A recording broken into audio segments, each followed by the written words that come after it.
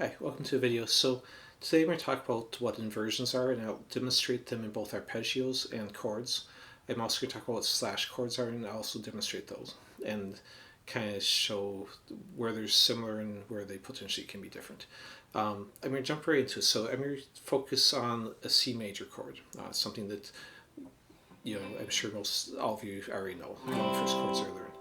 And basically what a major chord is, just briefly, if I take a major scale, C major scale, and count up in numbers, 1, 2, 3, 4, 5, 6, 7, 8, the formula for a C major chord is the first, if we go second, third, the third, 4, 5, and the fifth. So 1, 3, 5.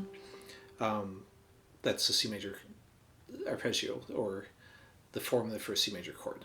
So the arpeggio is just playing one at a time like that. So that'd be a C major arpeggio, same notes, C, E, G, C, E, played together, it's a C major chord. So what's an inversion then? Basically it's not starting on the root. So if I take a C major arpeggio, I'll just use the same one as this chord, so you can easily visualize it. And now these notes are just C, E, G, so it goes right in order. And then second octave, C, E, G. Okay. Now if I don't start on the root, and I start on the E note, well, in this arpeggio, the E is the first note that comes after the root. This would be called the first inversion then. So if I start on E and just go E, G, C, that'd be my first inversion. Same thing back here. The easiest way to make the inversion is remove the root. So now if I play from the E note down, that would be a C major chord first inversion. Now if I wanted to play the second inversion, starting on a G note, again, because root, in the scale this would be a third and a fifth, but if you're just thinking of counting up the arpeggio, the root and then the first note after the root, and the second note after the second note, the G, would be my second inversion. So if I start on that G, C, E, G, then that's a C major arpeggio, second inversion. Same thing down here. If I just strum those top three notes, that would be a second inversion.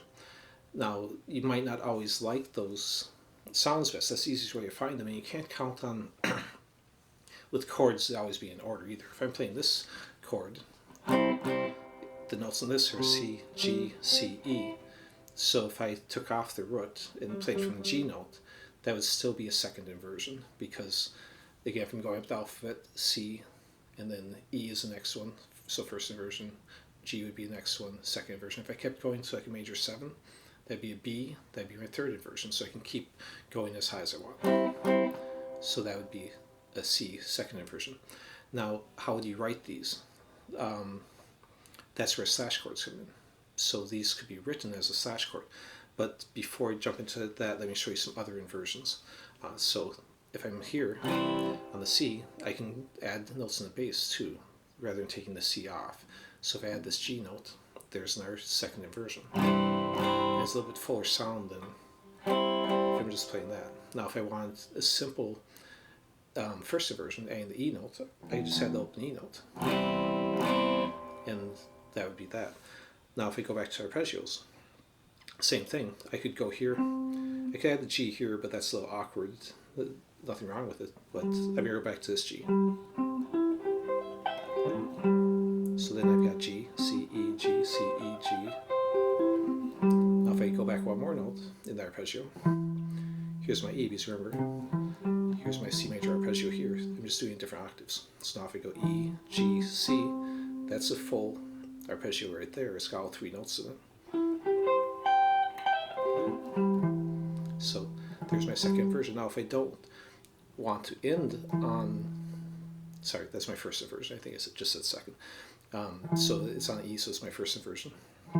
If I don't want to end on the E, I could go up this ascending, add the C note, and descend back to root position. So just because you start in one inversion doesn't mean you have to stay in that. Now let's get into slash chords. So slash chords, and this is all going to be written down right here.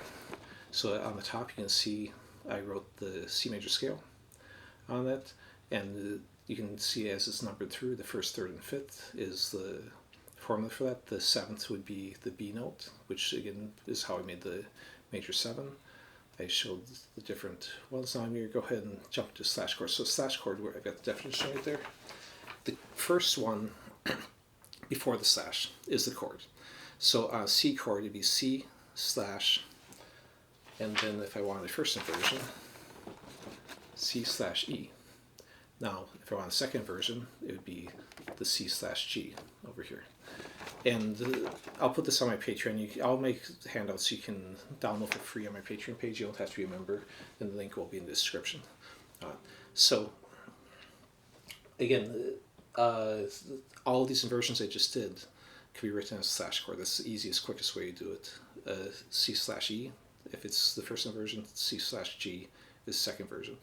But it doesn't have to be one of these common inversions. You can add any note in a slash chord to the bass. So if I wanted to add a note outside key, like a D flat, I could do that. It might not sound the best, but I could do it. And that'd be a C slash D flat.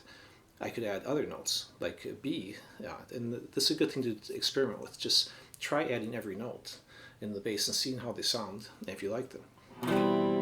Now, adding a B, we'd already talked about, actually makes it into a C major 7.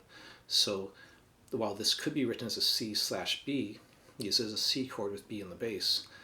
More accurately, it's a C major 7 with B in the bass. So it's actually a C major 7 third inversion. So I'd write that C major 7 slash B. Again, because it's a C major 7 chord with B in the bass.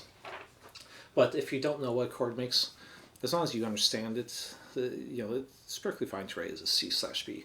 Like here, if I went and add the A in the bass, I could write that as a C slash A, but you probably recognize it's actually just position A minor 7. So again, if you don't know your chord names or theory, it's fine. Try them and attach a name that makes sense to you. But you might discover some other fingerings by just adding these bass notes, and then if you think it through, say, oh, this is actually a different chord that I actually know already. Just played it in a way that I don't normally play it.